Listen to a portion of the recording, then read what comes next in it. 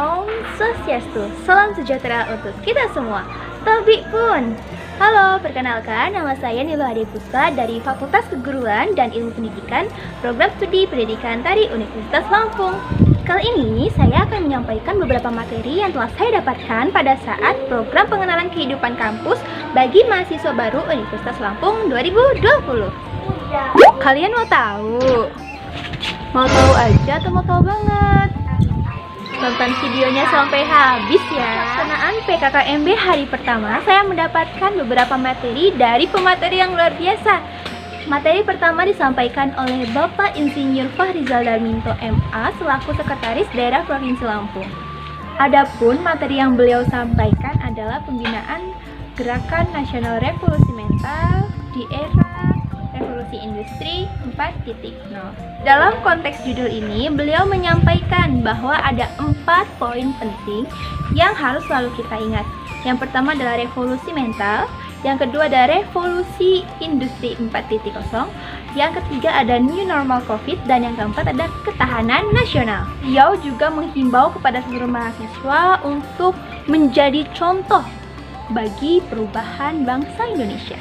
Materi kedua disampaikan oleh Bapak Wakil Ketua MPR Republik Indonesia, yaitu Bapak Dr. Ahmad Basara. Beliau menyampaikan materi tentang pendalaman 4 pilar, di mana kita sebagai mahasiswa hendaknya mengamalkan nilai-nilai pada Pancasila.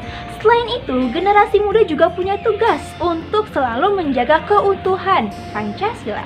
Materi ketiga hari pertama disampaikan oleh Bapak Kolonel Marinir Nawawi selaku dan Brigif 4 Marinir atau BS Lampung.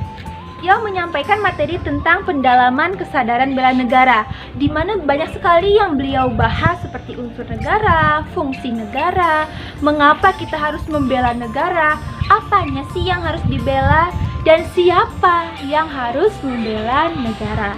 Dan pada akhirnya beliau menyampaikan kepada kita semua bahwa tugas untuk membela negara itu adalah tugas seluruh rakyat Indonesia, bukan hanya TNI ataupun Polri. Itu sudah menjadi tanggung jawab kita sebagai bangsa Indonesia. Pada pelaksanaan PKKMB hari kedua, di mana materi pertama disampaikan oleh Bapak Wakil Rektor Bidang Akademik, yaitu Bapak Profesor Dr. Heriandi, Magister Sains. Beliau menyampaikan materi tentang sistem pendidikan tinggi dan kebijakan Merdeka Belajar di Kampus Merdeka. Dalam materinya tersebut, beliau menyampaikan bahwa ada 6 indikator profil pelajar Pancasila. Salah satunya adalah berpikir kritis. Bagaimana kita bisa berpikir kritis? Cara kita berpikir kritis adalah dengan membaca 1000 buku. Karena apa? Karena ketika kita sudah membaca 1000 buku, maka otomatis kita memiliki banyak referensi sehingga kita mampu berpikir kritis. Untuk materi kedua, hari kedua disampaikan oleh Bapak Dr. Budiono. Beliau menyampaikan materi tentang bahaya intoleransi, radikalisme, terorisme, dan narkoba. Beliau menekankan bahwa bahaya intoleransi, radikalisme, terorisme, dan narkoba bisa diatasi dengan kita mengikuti kegiatan-kegiatan positif yang berada di kampus. Salah satunya ikut organisasi yang sesuai dengan passion kita. Materi ketiga hari kedua disampaikan oleh Bapak Profesor Dr. Sunarto. Beliau menyampaikan materi tentang etika dan norma kehidupan kampus. Beliau menyampaikan tentang beberapa hak dan kewajiban yang harus dilakukan oleh mahasiswa. Materi keempat hari kedua disampaikan oleh Bapak Wakil Rektor Bidang TIK dan Kerjasama, yaitu Bapak Profesor Suharso PhD.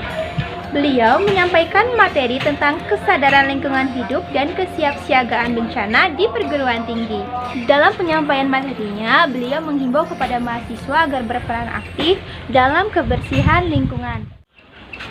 Halo, sekarang kita lanjut ke PKKMB tingkat fakultas ya. Di hari ketiga PKKMB, saya mendapatkan banyak informasi tentang fakultas saya, yaitu Fakultas Keguruan dan Ilmu Pendidikan. Dengan dekannya yaitu Bapak Profesor Dr. Fatuan Naja, MPD. Fakultas Keguruan dan Ilmu Pendidikan terbagi menjadi 4 jurusan. Yang pertama ada jurusan Ilmu Pendidikan, yang kedua ada jurusan Pendidikan IPS, yang ketiga ada jurusan Pendidikan IPA, dan yang terakhir ada Pendidikan Bahasa dan Seni.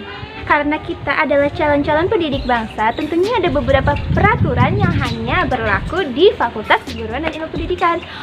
Apa aja sih? Rambut laki-laki tidak boleh gondrong. Untuk perempuan dilarang memakai celana ya kalau ke kampus. Dan kita diwajibkan memakai sepatu, tidak boleh menggunakan sendal jepit ya. Saya juga mengikuti kuliah umum yang diadakan oleh BEM Fakultas Keguruan dan Ilmu Pendidikan. Tibalah saatnya PKKMB hari keempat. Saya mendapatkan informasi seputar jurusan yang ada di Fakultas Keguruan dan Ilmu Pendidikan. Saya masuk ke dalam jurusan Pendidikan Bahasa dan Seni karena saya merupakan salah satu mahasiswi Prodi Pendidikan Tari. Selain itu, saya mendapatkan informasi-informasi mengenai fasilitas yang akan saya dapatkan ketika saya mulai kuliah offline nanti. Fakultas Keguruan dan Ilmu Pendidikan terbagi menjadi 3 kampus. Ada di Gedong Meneng, ada di Panglima Polim, dan satu lagi ada di Metro. Itu tadi penyampaian materi yang telah saya dapatkan ketika saya mengikuti PKKMB 2020 di Universitas Lampung. Saya sangat berharap apa yang pemateri sampaikan bisa berguna untuk saya ke depannya, dan saya berterima kasih kepada seluruh pemateri dan seluruh panitia karena telah menyelenggarakan acara ini. Terima kasih atas perhatiannya. Mohon maaf bila terdapat kekeliruan. Saya akhiri dengan mengucapkan Om Santi Santi Santi Om. Hidup mahasiswa.